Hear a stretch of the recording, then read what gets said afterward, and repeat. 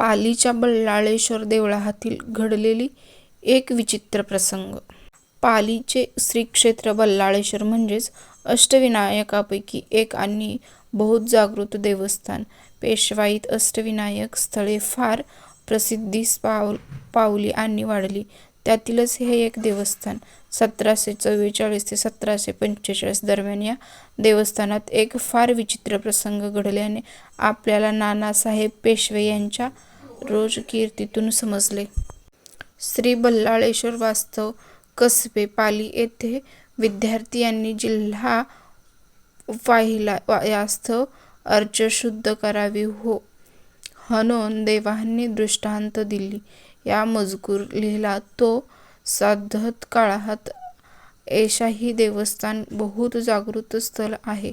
अर्चा शुद्ध करावी हा विचार उत्तम आहे. यास्तव तुम्हास आज्ञा केली आणि ते 200 रुपयापासून 400 रुपयापर्यंत लावून अर्चा शुद्ध उत्तम प्रकारे करणे. ह्यानो रामाजी बाऊजी हवालदार तर्फे हवेल पाऊसासपत्र. नानासाहेब यांच्या रोजनिशीतील मूळ नोंद.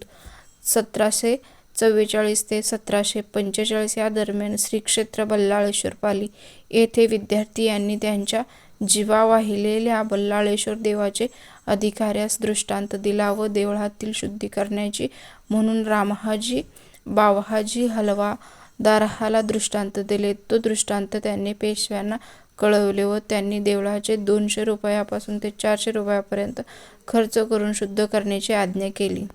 बल्लाळेश्वर मंदिरात त्या विद्यार्थ्यांनी त्याच्या जिभा का वाहिल्या हे एक कोडेच आहे, परंतु त्यांनी असे कृत्य त्यांच्या बल्लाळेश्वर असणाऱ्या अनन्य श्रद्धेने किंवा एखाद्या नवसाची पूर्ती म्हणून केले असावेत. पालीच्या बल्लाळेश्वराच्या पेशवाईतील इतरही बऱ्याच ऐतिहासिक नोंद आपल्याला वाचायला मिळतात. अष्टविनायकांमध्ये या स्थळांना पेशवाईत अधिक महत्त्व प्राप्त होत गेले असे म्हटले तरी वावगणे ठरणार नाही.